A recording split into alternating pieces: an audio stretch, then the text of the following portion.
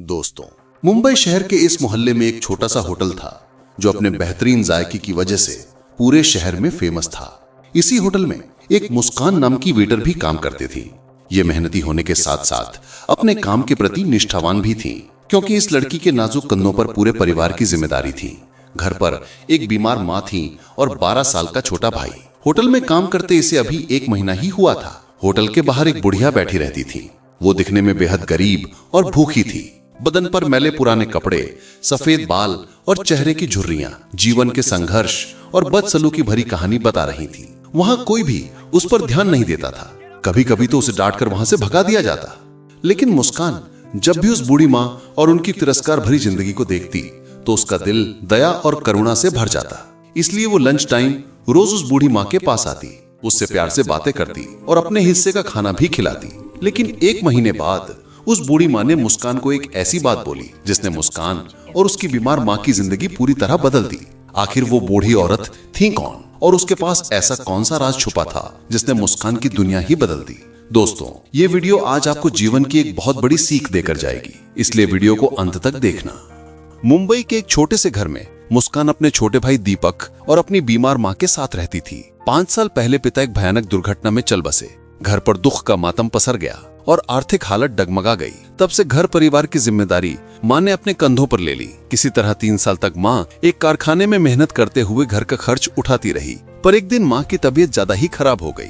मुस्कान माँ को लेकर डॉक्टर के पास गई। वहाँ पर तमाम टेस्ट और रिपोर्ट को देखने के बाद डॉक्टर ने मुस्कान को अपने केबिन में बुलाया। डॉक्टर गंभीर स्वर में बोले, आपकी माँ एक गंभीर बीमारी से ग्रसित है। अभी ये शुरुआती स्टेज है। अगर इनका सही से इलाज ना हुआ तो आगे चलकर ये बीमारी एक विकराल रूप लेनेगी, जिससे माँ की जान भी जा सकती है। लेकिन घबराने की बात नहीं है, ये दवाइयों से ही ठीक हो जाएंगी। ये दवाइयाँ 1 साल तक चलेंगी। मुस्कान जिज्ञासा भरे शब्दों में बोली, डॉक्टर अंकल, ये दवाइयाँ कहाँ से लेनी होंगी और कितने की मिलेंगी? डॉक्टर ने बताया, बेटा, ये कोई मामूली दवाइयाँ नहीं है। ये मेडिकल स्टोर से मिल जाएंगी, लेकिन ये दवाइयाँ बहुत महंगी हैं। इसकी पूरी एक किट 20,000 रुपए की होती है, जो 1 महीने तक चलती है। इस तरह हर महीने तुम्हें दवाइयों की ये किट खरीदनी होगी 1 साल तक। दवाई की कीमत सुन मुस्कान सकपका गई। उसके माथे पर पसीने की बूंदें उभर आईं। तभी मुस्कान निराशाजनक शब्दों में बोली, डॉक्टर साहब, हम बहुत गरीब हैं। हमारे पास इतने पैसे नहीं कि हम 1 साल तक इन दवाइयों का खर्च उठा पाएं। क्या कोई दूसरी ऑप्शन नहीं है? डॉक्टर ने टेबल पर रखी एक नोटबुक निकाली जो कि दवाइयों की पर्ची थी। उस पर कुछ दवाइयों के नाम लिखते डॉक्टर साहब बोले, बेटा, मैं ये कुछ दवाइयाँ लिख रहा हूँ, इसे सामने मेडिकल स्टोर से ले लेना। ये दवाइयाँ आप हर महीने ले लेना। ये दवाइयाँ आपको 1,000 रुपए में मिल जाएंगी। सुबह शाम ये दवाइयाँ खाने के बाद देनी है। लेकिन याद रखना, ये दवाइयाँ बीमारी को ठीक नहीं करेंगी। इन दवाइयों की क्षमता बीमारी को बढ़ने से रोकना है। मुस्कान कश्मोकश में थी कि आखिर वो करें क्या। आर्थिक तंगी मुस्कान की एक ऐसी मजबूरी बन चुकी थी जिसने उसको अंदर से तोड़ दिया था। ना चाहते हुए भी मुस्कान ने हाथ आगे बढ़ाकर डॉक्टर से वो पर्ची ली और केबिन से बाहर आ गई। मुस्कान चेहरे पर एक हल्की खुशी के साथ माँ के पास गई। बेटी का चेहरा देखकर माँ समझ गई कि कोई बड़ी समस्या नहीं है। फिर भी माँ ने जिज्ञासा भरे शब्दों में पूछा, क्या कहा डॉक्टर ने? मुस्कान बेफिक्र अंदाज में बोली, अरे माँ, कोई दिक्कत की बात नहीं है। डॉक्टर जी बोले हैं कि फैक्ट्री में काम करने के चलते प्रदूषण की वजह से तबीयत खराब हुई है। आपको आराम की जरूरत है और ये उन्होंने कुछ दवाइयाँ लिखी हैं जो बस कुछ महीनों तक चलेंगी, फिर आप पूरी तरह ठीक हो जाओगे। बेटी के आत्मविश्वास भरे शब्दों ने माँ के अंदर एक नई ऊर्जा का संचार कर दिया। माँ अब भय मुक्त हो चुकी थी। इसके बाद वे ऑटो में बैठकर घर चले जाते हैं। रात भर मुस्कान चारपाई पर लेटी हुई आसमान की ओर निहार रही थी। उसे अपने पिताजी बहुत याद आ रहे थे। वह मन ही मन सोच रही थी कि घर आज पिताजी होते तो ये दिन न देखने पड़ते। पिता की कमी मुस्कान को अंदर तक झकझोर रही थी। लेकिन तभी मुस्कान को पिता की कही गई वो बातें याद आने लगती जो उसे मुश्किल से भी मुश्किल परिस्थितियों में लड़ने की हिम्मत देते थे। पिताजी को भगवत गीता का बहुत अच्छा ज्ञान था। वो पुरानी यादों में खो जाती हैं। पिताजी कहते हैं, बेटी, जीवन में सद्कर्म और पुरुषार्थ करते रहो। देखना, जीवन का बड़े से बड़ा दुख, मुसीबत जीवन से ऐसे गायब होने लगेंगे कि मानो वो कभी थे ही नहीं, और जीवन में आनंद और खुशियां बसने लगेंगी। मुस्कान जिज्ञासावश पूछी, लेकिन पापा, ये सत्कर्म और पुरुषार्थ क्या होता है? पिताजी बोले, बेटी, जब हम बिना किसी स्वार्थ व भेदभाव के किसी की मदद करते हैं, सेवा करते हैं, तो वही कर्म सत्कर्म कहलाता है। और पुरुषार्थ का अर्थ है जीवन में एक लक्ष्य का होना, जिसे पाने के लिए मेहनत करते रहना। इतने में मुस्कान ख्यालों से बाहर आती हैं। पिता की इन बातों से मुस्कान को बहुत हिम्मत मिल रही थी। भले ही आज पिताजी नहीं थे, पर उनकी कही बातें, उनकी सीख आज भी मुस्कान के साथ मजबूती से खड़ी थी। मुस्कान ने ठान लिया था कि अब से इस घर की जिम्मेदारी मैं संभालूंगी। मुस्कान पढ़ लिख कर कुछ बनना चाहती थी, पर अब ऐसे हालात के आगे मुस्कान अपने इन सपनों को कहीं पीछे छोड़कर जीवन का कोई दूसरा ही लक्ष्य बना चुकी थी। अब एक तरफ माँ का इलाज तो दूसरी तरफ भाई की परवरिश के साथ पढ़ाई के खर्च की जिम्मेदारी और घर के खर्च मुस्कान के लिए जीवन की सबसे बड़ी चुनौती बनने जा रही थी। और यहीं से शुरू हुआ मुस्कान की जिंदगी का दूसरा अध्याय। अगली सुबह मुस्कान ने मोबाइल पर एक नंबर डायल किया। ये उसकी दोस्त थी सिम्मी, जो शहर के एक फेमस होटल में वेटर का काम करती थी। मुस्कान ने अपनी समस्या बताई और कहा कि मुझे काम की बहुत जरूरत है, क्या होटल में कोई काम मिलेगा? सिम्मी बोली, हाँ, यहाँ कुछ वेटर्स की जरूरत है, मैं अभी मैनेजर से बात करके तुम्हें बताती हूँ। कुछ देर बाद मुस्कान के मोबाइल पर घंटी बजी। ये कॉल सिम्मी की थी। मुस्कान ने कॉल रिसीव की। उधर से सिम्मी ने जवाब दिया, ठीक है मुस्कान, तुम कल से यहाँ वेटर का काम शुरू कर सकती हो, और हाँ, साथ में अपना डॉक्यूमेंट जरूर लेकर आना। इस तरह मुस्कान को उस रॉयल होटल में 12,000 रुपए महीना वेतन पर वेटर का काम मिल गया। मुस्कान रोज होटल जाती और मन लगाकर काम करती। ज्यादा पैसे मिले इसके लिए वह होटल में बर्तन भी मांजती। वह 12 घंटे ड्यूटी करती। जब से मुस्कान होटल आना शुरू किया, तब से ही वह होटल के बाहर बैठी एक बूढ़ी माँ को देखती थीं, जो गुमसुम बैठी रहती थीं। उस बूढ़ी माँ को देखकर मुस्कान के मन में बहुत दया आती। एक दिन मुस्कान जब उस बूढ़ी माँ को निहार रही थी तो उसे लगा वह शायद भूखी हैं। मुस्कान अपना खाना लेकर उस बूढ़ी माँ के करीब आती हैं और प्यार से उससे बातें करने लगती हैं। हालांकि वह बूढ़ी माँ कुछ बोली नहीं, बस चुपचाप मुस्कान की ओर देख रही थी। मुस्कान ने अपना खाना आगे करते हुए कहा, दादी माँ, लो खाना खा लो। वह बूढ़ी माँ कभी खाने को देखती तो कभी मुस्कान के चेहरे को। मुस्कान ने फिर कहा, लो दादा माँ, खा लो ना। उस बूढ़ी औरत ने धीरे से अपना हाथ आगे बढ़ाया, पर हाथ थोड़े मैले थे। ये देखकर मुस्कान खुद से एक एक रोटी का टुकड़ा तोड़ा और उस बूढ़ी औरत के होठों के करीब लाते हुए बोली, मुंह खोलो दादी माँ। उस बूढ़ी औरत ने मुस्कान की ओर देखते हुए मुंह खोला। मुस्कान ने निवाला मुंह में डाल दिया। बूढ़ी माँ खाने लगी। इस तरह धीरे धीरे करने मुस्कान ने उस बूढ़ी माँ को सारा खाना खिला दिया और वहां से चली गई। दिन भर होटल में दौड़ भाग करती, लोगों के ऑर्डर लेती, झूठे बर्तन उठाती, ताकि महीने के अंत में कुछ ज्यादा घर ला सके और अपने भाई की पढ़ाई और माँ की दवाइयों का खर्च उठा सके। इस तरह मुस्कान को 1 महीना हो चुका था। आज उसे महीने की पहली पगार मिली थी, पूरे 15,000। आज वो बहुत खुश थी, लेकिन मन के एक कोने में निराशा भी थी, क्योंकि समय कम था और ये पैसे माँ के अच्छे इलाज के लिए काफी नहीं थे, क्योंकि इतने पैसों में ही सब कुछ करना था, पूरा घर का खर्च देखना था।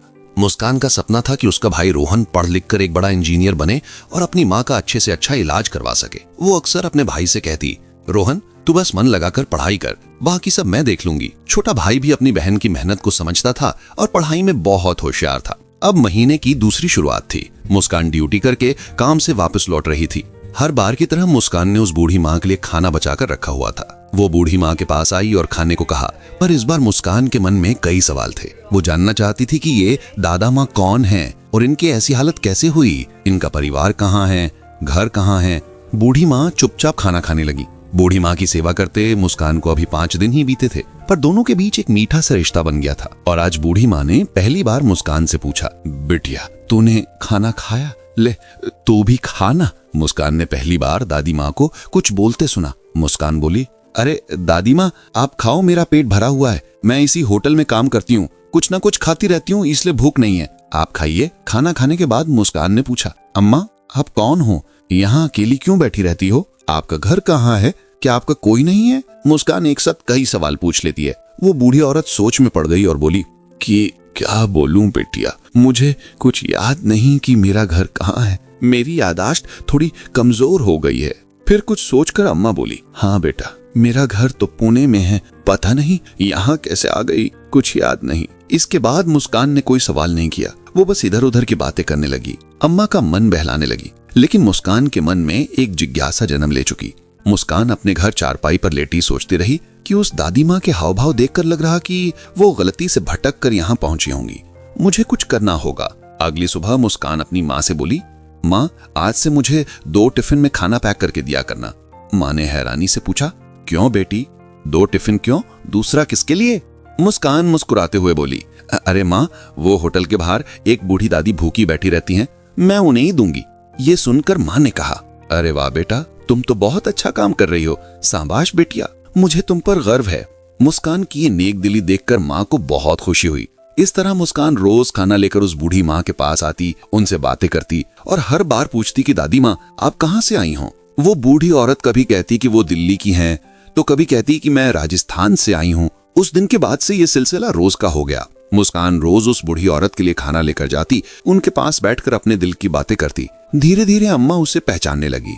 मुस्कान सोचती कि शायद अम्मा का इस दुनिया में कोई नहीं है, अगर मैं इन्हें खाना ना दूं तो ये बेचारी भूखी सो जाएंगी। मुस्कान उस औरत से अब अपने जीवन की हर बात बताने लगी कि वो कैसे परिवार की जिम्मेदारी उठा रही हैं, उनका क्या लक्ष्य है, वो क्या क्या करना चाहती हैं, उसके क्या सपने हैं, सब कुछ। दोनों के बीच एक अलग ही लगाव सा बन गया। वो बूढ़ी औरत बड़े ध्यान से मुस्कान की बातों को सुनते रहती। मुस्कान की बातें खत्म होते वो बूढ़ी औरत बोलने लगी, बेटा तुम तो जीवन की बहुत मुश्किल परिस्थिति से गुजर रही हो, ईश्वर तुम्हें हिम्मत दे, तुम्हें अपने मकसद में कामयाबी मिले। मुस्कान ने उस बूढ़ी औरत की आंखों में एक गहरी उदासी देखी। मुस्कान के मन में जिज्ञासा का कौतूहल गूंज उठा कि आखिर दादी माँ के जीवन में क्या घटित हुआ है, दादी को कुछ याद क्यों नहीं। फिर एक दिन कुछ ऐसा हुआ जिसने मुस्कान को हक्का बक्का कर दिया। उस दिन जब मुस्कान खाना लेकर बूढ़ी औरत के पास पहुंची तो अम्मा ने पहली बार उससे खुद बात शुरू की। वो बोली, अरे मुस्कान बेटी, तू कैसी है, घर पर सब ठीक है ना। उनकी आवाज में एक अजीब सी ममता थी। मुस्कान चौंक गई। आज तक तो वो खुद ही अम्मा से बात शुरू करती थी, लेकिन आज अम्मा ने उसका नाम लेकर हालचाल पूछा और सबसे बड़ी बात की उन्हें मुस्कान का नाम याद है।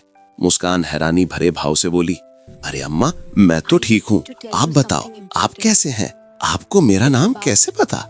अम्मा मुस्कुराकर बोली, बेटा तू रोज मुझे बताती है तो मैं भूल कैसे सकती हूँ। खाना लाई मेरे लिए, ला दे, बहुत भूख लगी है। मुस्कान ने खुशी खुशी खाना निकाला और अम्मा को दे दिया। दोनों साथ बैठकर खाने लगे, लेकिन आज अम्मा का व्यवहार कुछ बदला बदला सा था। खाना खाने के बाद उन्होंने अचानक कहा, बेटा तू मेरे बारे में क्या जानती है। मुस्कान हंस पड़ी और कहा, अरे अम्मा आपने तो कभी कुछ सही सही बताया ही नहीं। कभी कहती हो कि आप पुणे की हैं, कभी राजस्थान की। आप तो कहती हैं कि दिल्ली में आपका बड़ा बंगला है। आपको ठीक से याद ही नहीं कि आप कहाँ से आई हो। इसके बाद इस बूढ़ी औरत ने एक गहरी सांस ली और सड़े हुए स्वर में कहा, बेटा आज मैं तुझे अपने बारे में सब सच बताना चाहती हूँ। मुझे कुछ भी भूली नहीं हूँ, मुझे मेरे बारे सब याद है। इस बूढ़ी औरत के बात करने का तरीका इतना बदल चुका था कि मुस्कान तो एकटक बस देखते रह गई। उस बूढ़ी औरत की आंखों में चमक और ऊर्जा का स्तर देखकर मुस्कान को अपनी आंखों पर यकीन नहीं हो रहा था। वो सोच में पड़ गई कि कल तक तो मायूस लाचार नजर आ रही थी, लेकिन आज इन्हें क्या हो गया। मुस्कान का मन आश्चर्य और सवालों से भर गया। इससे पहले कि मुस्कान कुछ बोलती, वो बूढ़ी औरत बोल पड़ी, मुस्कान बेटा तू मेरी अब मदद कर और मुझे मेरे घर तक पहुंचा दे। मैं इस तरह भिखारी की तरह अब और नहीं जी सकती। शायद मेरे दिमाग पर कोई असर हो गया था, इसलिए मेरी ऐसी हालत हुई। लेकिन बेटा मुझे अब सब अच्छे से याद आ गया है कि मैं कौन हूँ और मेरा घर कहाँ है। दादी माँ की ये सब बातें मुस्कान को आश्चर्य से भर रही थी। वो सोचने लगी कि ये दादी माँ को क्या हो गया। उसे समझ नहीं आ रहा था कि दादी माँ सच में ठीक हो गई हैं या इनकी मानसिक हालत खराब हो गई। लेकिन अम्मा के मुंह से निकलते हुए आत्मविश्वास से भरे शब्द और उनके ये हाव भाव झूठे या बनावटी नहीं लग रहे थे। मुस्कान समझ गई कि ये इस बार कोई झूठी कहानी नहीं बल्कि शायद सच ही बोल रही है। मुस्कान जिज्ञासा भरे भाव से बोली, अम्मा सच सच बताओ आप कौन हो, मुझे कुछ समझ यार नहीं आ रहा। बिना किसी बनावट के बूढ़ी औरत ने आत्मविश्वास से कहा, मेरा नाम गायत्री देवी है, मैं मालाबार हिल की रहने वाली हूँ। मालाबार हिल का नाम सुनकर मुस्कान को थोड़ा यकीन हुआ, क्योंकि वो मुंबई से ज्यादा दूर नहीं था। लेकिन इस नाम ने मुस्कान को अब और भी आश्चर्य से भर दिया। मुस्कान फिर बोली, अरे दादी माँ आप फिर से मजाक कर रही हैं ना। भला ये कैसे हो सकता है, आखिर मालाबार हिल में आपका घर कैसे हो सकता है। ये कोई मामूली जगह नहीं है। यहाँ कोई साधारण इंसान छोटा सा घर तो छोड़ो, जमीन का एक टुकड़ा भी नहीं खरीद सकता। वहाँ छोटी सी जमीन भी 1 करोड़ से कम नहीं होगी। मालाबार हिल मुंबई के सबसे महंगे और पॉश इलाकों में से एक माना जाता है दादी माँ। यहाँ बड़े बड़े अरबपति लोग रहते हैं और आप तो। इतना बोलकर मुस्कान चुप हो गई। वो उस बूढ़ी औरत के चेहरे को निहार रही थी कि अभी आगे क्या बोलेंगी। गायत्री देवी बोली, मैं समझ सकती हूँ बेटी कि अभी मेरी किसी भी बात पर भरोसा कर पाना तुम्हारे लिए काफी मुश्किल हो रहा होगा, लेकिन यकीन मानो बेटा, इस बार मैं सच बोल रही हूँ। अगर तुझे यकीन नहीं तो मेरे साथ मेरे घर चल। वहाँ मेरा बहुत बड़ा बंगला है, गाड़ी है, नौकर चाकर हैं। मुस्कान मन ही मन बोली, शायद वहाँ इनकी कोई झुग्गी झोपड़ी होगी जिसे ये बंगला बता रही है। मुस्कान अचरज भरे मन से बोली, हाँ अम्मा, अभी तो बहुत रात हो गई है, सफर करना ठीक नहीं। आप आज रात मेरे घर चलिए, सुबह हम आपको आपके घर तक पहुंच देंगे। गायत्री देवी ने सिर हिलाया और कहा, ठीक है बेटा। मुस्कान उन्हें सहारा देकर धीरे धीरे अपनी गली में ले आई। घर पहुंचते ही माँ ने दिखा कि ये मुस्कान के साथ बूढ़ी औरत कौन है। अगले ही पल माँ समझ गई कि शायद ये वही बूढ़ी औरत होगी जिसके बारे मुस्कान बताया करती है, लेकिन ये इन्हें घर पर क्यों ले आई है। जिज्ञासा भरे मन से माँ पूछने लगी कि मुस्कान, सब ठीक तो है ना, तुम इन्हें घर क्यों ले आई। मुस्कान ने धीरे से समझाया, अरे माँ, इनकी याददाश्त वापस ही आ गई है। ये कह रही हैं कि इन्हें इनके घर तक छोड़ दो। इनका घर मालाबार हिल में है और ये अपना नाम गायत्री देवी बता रही हैं। अब अगर हम इन्हें इनके घर पहुंचा दें तो इनकी जिंदगी संवर जाएगी। ये अपने आगे की जिंदगी खुशी खुशी अपनों के बीच रहकर बिता लेंगी। सोचो कितना अच्छा होगा ना माँ। माँ ने कहा, हाँ बेटा, तुम सही कह रही हो, कल हम इन्हें इनके घर पहुंचा देंगे। पर मुस्कान अभी भी इस बात से अपरिचित थी कि वो जिस महिला को अपने घर लेकर आई हैं, वो कोई साधारण महिला नहीं है, बल्कि एक अरबपति महिला है। रात को सब खाना खाकर सो गए। सुबह उठकर नहाने के बाद मुस्कान ने अपनी माँ की एक साफ सुथरी साड़ी अम्मा को पहनने के लिए दी। सबने नाश्ता किया, फिर ऑटो में बैठकर निकल पड़े बस स्टैंड की तरफ। वहाँ से उन्होंने मालाबार हिल जाने वाली बस में बैठ गए। बस जैसे जैसे मालाबार हिल की तरफ बढ़ रही थी, गायत्री देवी के चेहरे पर गहरी मुस्कान उभर रही थी। मुस्कान की ये इंसानियत, उसकी निस्वार्थ सेवा भावना आज उसकी नई किस्मत लिखने वाली थी। चंद घंटों बाद बस मालाबार हिल बस स्टैंड पर रुकती है। यहाँ से अब गायत्री देवी मुस्कान को आगे का रास्ता खुद बताना शुरू करती है। कुछ दूर आगे चलने के बाद गायत्री देवी एक बहुत बड़े बंगले की ओर इशारा करते हुए कहती है, मुस्कान, यही है मेरा घर। वो बंगला इतना आलीशान था कि मुस्कान की आंखें फटी की फटी रह गईं। उसने हैरानी से पूछा, अम्मा, ये आपका घर है? गायत्री देवी ने सिर हिलाया और अपने कदम आगे बढ़ाती हुई गेट के अंदर चली गई। वहाँ काम करने वाले नौकर चाकर उन्हें देखकर चौंक गए और सभी अपना अपना काम छोड़कर दौड़ते हुए गायत्री देवी के पास आकर खड़े हो गए। सभी ने एक ही सवाल पूछा कि मालकिन, आप इतने दिन कहाँ थीं? हमने आपको कितना ढूंढा। तभी बंगले के अंदर से एक आदमी और औरत निकले। उनकी नजर बगीचे में कर्मचारियों की जमा भीड़ पर पड़ी। जब वो थोड़ा करीब आए तो वो गायत्री देवी को देखकर ऐसे चौंके जैसे उन्होंने कोई भूत देख लिया हो। गायत्री देवी गंभीर भाव में बोले, देख क्या रहा है सुरेश, मैं अभी भी जिंदा हूँ, मरी नहीं, और मुझे सब कुछ याद भी है। तुमने तो मेरी जायदाद पर कब्जा करने के लिए मुझे मुंबई के एक भीड़ वाले इलाके में छोड़ दिया था ना। वहां मौजूद हर कोई गायत्री देवी की बात सुनकर स्तब्ध रह गया, क्योंकि सुरेश का असली चेहरा सबके सामने आ चुका था। इससे पहले कि सुरेश कुछ बोलता, गायत्री देवी चेतावनी देते हुए बोली, तुम्हारे पिता के हम पर कुछ उपकार थे, इसलिए मैं नहीं चाहती कि तुम्हें पुलिस के हवाले करो। अब भलाई इसी में है कि चुपचाप बिना देरी किए इस घर को छोड़कर कहीं दूर चले जाओ, वरना अंजाम बहुत बुरा होगा। सुरेश और उसकी पत्नी दोनों जल्दी जल्दी अपना सामान पैक करके वहां से चले जाते हैं। ये सब दृश्य मुस्कान की आंखों से सामने हो रहा था, पर फिर भी मुस्कान को ये सब एक सपने जैसा लग रहा था कि इतनी गरीब महिला इतनी रईस है। मुस्कान सब चुपचाप देख रही थी। उसके मन में सवालों का कौतूहल उमड़ रहा था। जिज्ञासा भरे अंदाज में उसने गायत्री देवी से पूछा, अम्मा, ये सब क्या है? आप इतने अमीर हो तो फिर ऐसी भिखारी जैसी हालत आपकी कैसे हुई? गायत्री देवी ने गहरी सांस ली और कहा, बेटा, ये मेरे पति के छोटे भाई का लड़का और उसकी बीवी है। मेरे पति के गुजरने के बाद ये लोग मेरी देखभाल के बहाने यहाँ आ गए। इनकी नजर मेरी इस जायदाद पर थी।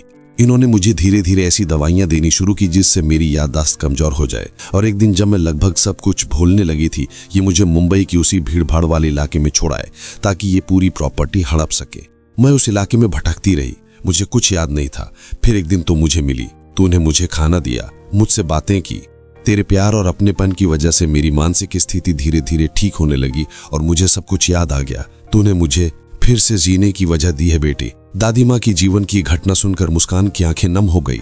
मुस्कान आंसू पोंछते हुए बोली, अम्मा, मुझे तो यकीन ही नहीं हो रहा कि आपके पास इतना सब कुछ है। गायत्री देवी ने मुस्कुरा कर कहा, बेटी, ये बंगला और ये जायदाद अब किस काम की? मेरा तो कोई है ही नहीं।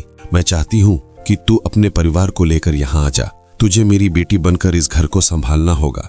ये सब सुनकर मुस्कान के रोंगटे खड़े हो गए, क्योंकि उसने कभी सपने में भी नहीं सोचा था कि उसका जीवन इस तरह बदल जाएगा। मुस्कान को यकीन नहीं हो रहा था कि जो अभी कुछ दिन पहले जीवन की मुश्किल चुनौतियों से लड़ रही थी और आज वो चुनौतियां लापता हो गई। मुस्कान को अपने पिता की वो तमाम बातें सच साबित होती दिख रही थी जो अक्सर उन्हें बताया करते थे। मुस्कान ने पहले तो मना किया, लेकिन गायत्री के बार बार कहने पर वो मान गई। अगले दिन वो अपनी माँ और भाई को लेकर उस बंगले में शिफ्ट हो गई। गायत्री देवी ने उन्हें अपने परिवार की तरह अपनाया। मुस्कान की माँ का बड़े अस्पताल में इलाज शुरू हुआ। भाई रोहन का दाखिला शहर के सबसे अच्छे स्कूल में हो गया और मुस्कान अब उस घर की बेटी बन चुकी थी। मुस्कान अब अपने अधूरे सपनों को पूरा करने के लिए अपनी अधूरी पढ़ाई फिर से शुरू कर चुकी थी। इस तरह एक जीवन की मुश्किल परिस्थितियों से जूझती गरीब वेटर लड़की की निस्वार्थ सेवा भावना ने न सिर्फ एक बुजुर्ग की जिंदगी बदली, बल्कि अपने पूरे परिवार का भविष्य भी संवार दिया। जीवन में इतना क्रांतिकारी परिवर्तन सिर्फ सद्कर्म और पुरुषार्थ की वजह से संभव हो पाया। हाँ दोस्तों, ये सच है। जब हम बिना किसी स्वार्थ के, बिना किसी भेदभाव के, सच्ची लगन के साथ किसी की सेवा करते हैं, मेहनत करते हैं, तो जीवन में एक क्रांतिकारी सकारात्मक बदलाव आने लगता है। जीवन आनंद और खुशियों से भर जाता है। दोस्तों, आपको ये कहानी कैसी लगी हमें कमेंट्स में जरूर बताइए, और आप ये कहानी किस शहर से देख रहे हो हमें जरूर बताना।